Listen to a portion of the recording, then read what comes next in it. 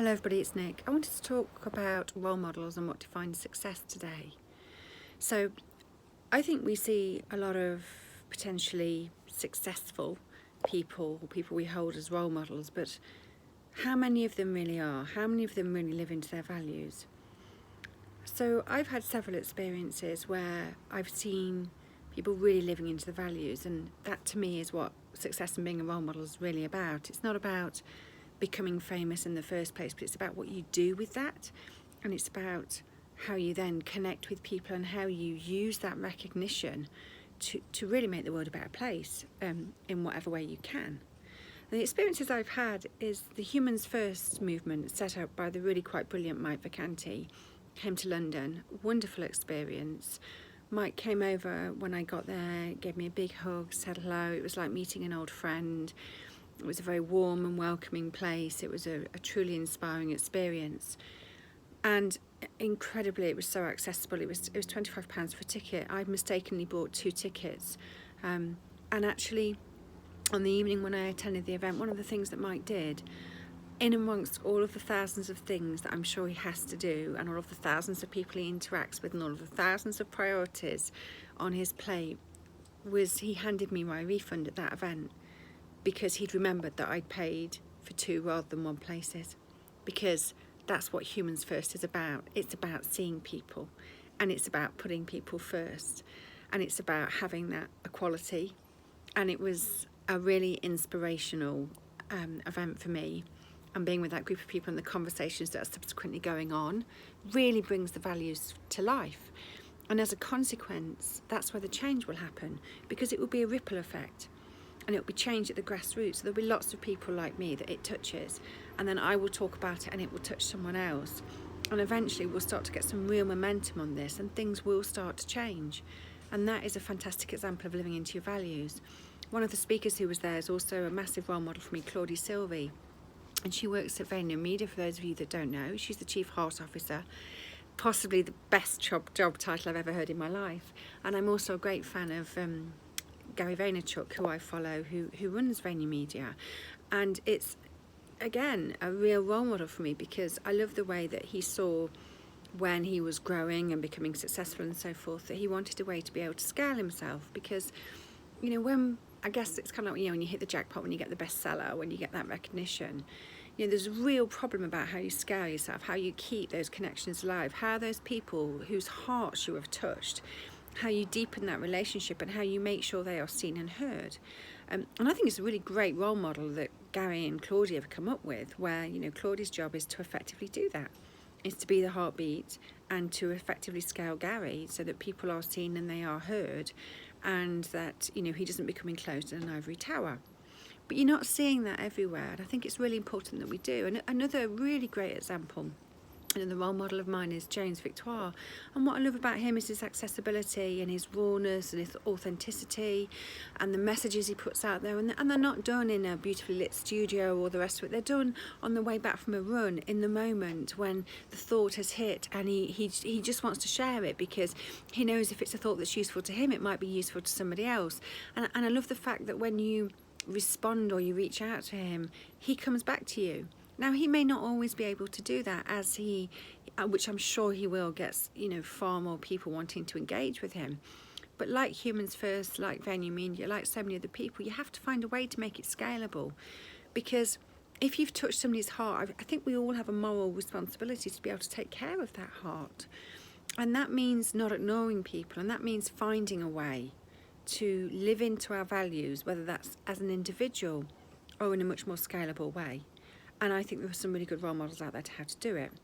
And it's not going to be a popular example, and I know it's not, and I'm prepared to take the flak for it, but I do think these things need calling out, because if we don't, how will we learn? How will we change? How will we move forward? When I first discovered Brené Brown, wow, I completely fell in love with her. It was music to my ears. It was food for my soul. Her work is amazing. It's groundbreaking. It's inspiring. It's thought-provoking. It fills the ache that we all have. She started to answer some really deep questions that I think a lot of us feel. And I really, really brought into it all, because the work is excellent. And I was so excited when she announced she was doing the Dare to Lead course, and it was going to be in Texas. and she was going to be delivering that course herself. I was so excited. It was incredibly expensive. I can't remember the exact figures, but I think it was something like $7,500 for 2.5 days.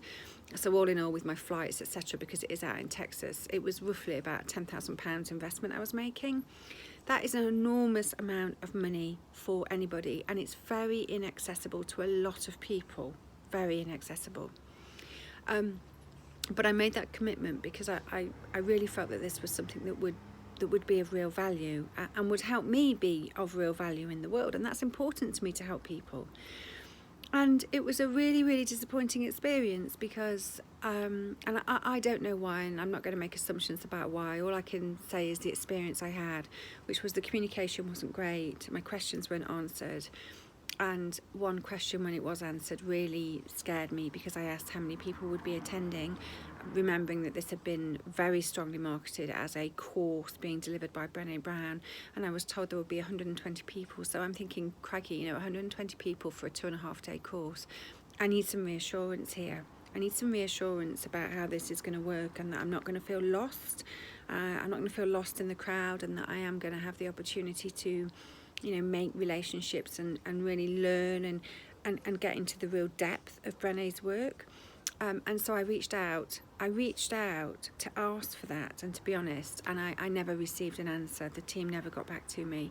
And the reality was that £10,000 was just too big a risk for me. It was just too big a risk. It was scraped together from left, right and centre, and the fear, and it was fear, was that I would spend that money and it would perhaps not be what I thought it would be, or I would be disappointed. And so I did cancel. Even the cancellation with admin fees and the exchange rate cost me £500.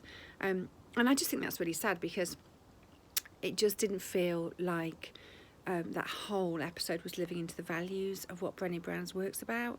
And even to this day, I really struggled to pick up her books and read them, not because the books aren't great, but just because I've had that experience, and it negates a lot of the work for me. And I think it's a really important lesson.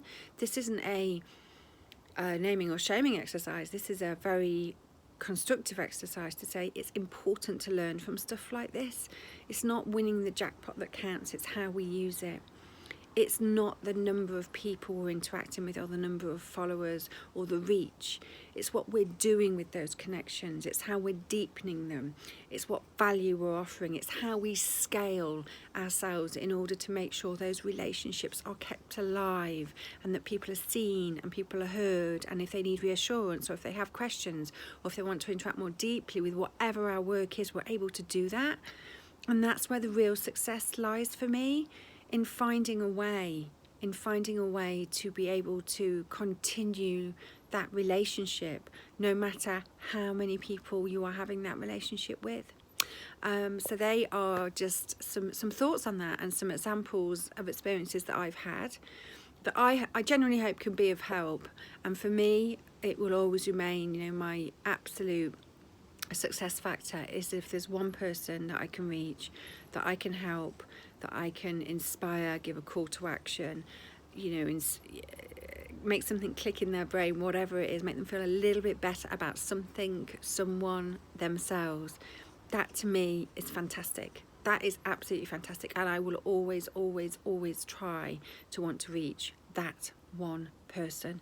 And actually, in a way, I run a Facebook group. It's a closed Facebook group, and in a way I love the fact that I don't have thousands of members, because it means I can actually talk to everybody, and I really like that, because I really like connecting with people, and I think it's really important that we don't lose that. So I hope that's of help. Take care. Bye.